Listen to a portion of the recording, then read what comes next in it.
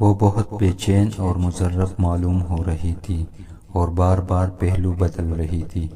پوچھنے پر اس نے بتایا کہ اس کی کمر پر کوئی چیز حرکت کرتی ہوئی محسوس ہو رہی ہے۔ دولہے نے کہا کوئی جانور ہوگا، آؤ دیکھتے ہیں، اور اسے لے کر بیل گاڑی سے نیچے اتر گیا۔ اس کی چادر کو ہٹا کر دیکھا تو روایتی سندھی عروسی پرندے کے باری برکم آرائشی پھندونوں میں ایک سانپ الجھا ہوا تھا۔ بہت پہلے ان کی نوعمری کے دور میں جب خود ان کی شادی نہیں ہوئی تھی، وہ اپنے ایک سندھی دوست کی شادی میں بارات کے ساتھ کسی قریبی گوٹا گئے تھے۔ اونٹوں اور بیل گاڑیوں پر واپسی پر دولہا دلہن کو ایک ہی بیل گاڑی میں بٹھایا گیا۔ دلہن کاپی کلے اور گھیردار کپڑوں کے ساتھ ایک بڑی سی چادر اجرک میں لپٹی ہوئی تھی۔ وہ بہت بے چین اور مضطرب معلوم ہو رہی تھی اور بار بار پہلو بدل رہی تھی۔ پوچھنے پر اس نے بتایا کہ اس کی کمر پر کوئی چیز حرکت کرتی ہوئی محسوس ہو رہی ہے۔ دولہے نے کہا کوئی جانور ہوگا، آؤ دیکھتے ہیں، اور اسے لے کر بیل گاڑی سے نیچے اتر گیا۔ اس کی چادر کو ہٹا کر دیکھا تو روایتی سندھی عروسی پرندے کے باری برگم آرائشی پھندونوں میں ایک سانپ الجھا ہوا تھا۔ بہت پہلے ان کی نوعمری کے دور میں جب خود ان کی شادی نہیں ہوئی تھی، تو وہ اپنے ایک سندھی دوست کی شادی میں بارات کے ساتھ کسی قریبی گوٹا گئے تھے۔ اونٹوں اور بیل گاڑیوں پر واپسی پر دولہا دلہن کو ایک ہی گاڑی میں بٹھایا گیا۔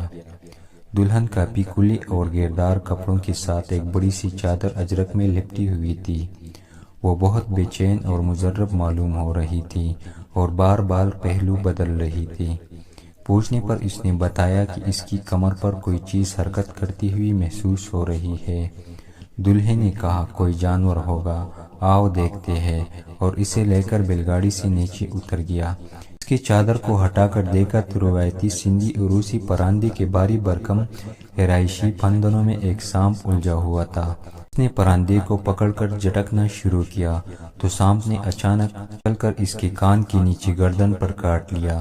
دولہا نیچے زمین پر گر کر تڑپنے لگا اور موقع پر ہی دم توڑ گیا۔ اس انصاف میں باقی لوگ بھی اکٹھا ہو گئے۔ انہوں نے سانپ کو پکڑ کر مار دیا اور دلہن کو وہیں سے واپس اس کے گھر روانہ کر دیا، اور یہ سب لوگ جو بہت ہنستے گاتے راستے پر دھوم مچاتے گئے تھے، روتے بیٹھتے دولہا کی لاش کے ساتھ واپس آئے۔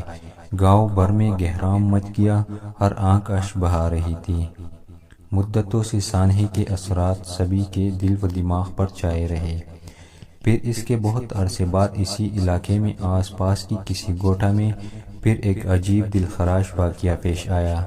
شادی کی اگلی صبح جب دولہا دلہن بہت دیر تک نہیں جاگے اور آوازیں دینے پر بھی کوئی جواب نہیں ملا، تو کمرے کا دروازہ توڑ دیا گیا۔ دونوں ہی مردہ حالت میں پائے گئے۔ موت کا سبب تو معلوم نہیں ہو سکا، مگر اس زمانے کی بات جب چھٹی جمعہ کی روز ہوا کرتی تھی اور تمام کاروبار بند ہوتا تھا، کفن دفن کے سامان کی دکانیں بھی بند ہوتی تھی، اور حمین کے لواحقین نے دکاندار کے گھر پر آ کر دکان کھلوائی اور تجہیز و تکفین کا سامان خریدا، اور جس روز ولیمہ تھا ایک نوبیاہتا جوڑے کا جنازہ اٹھایا۔ ولیمے کے تمبو تلے چارپائیوں اور کرسیوں کی جگہ دریا بچھائی گئی۔ دیگیں بھی اتری، مگر میت کے کھانے کے ولیمے کے اجتماع ماتم میں بدل گیا۔ یہ بھی ایک بہت دردناک اور ناقابل یقین واقعہ تھا۔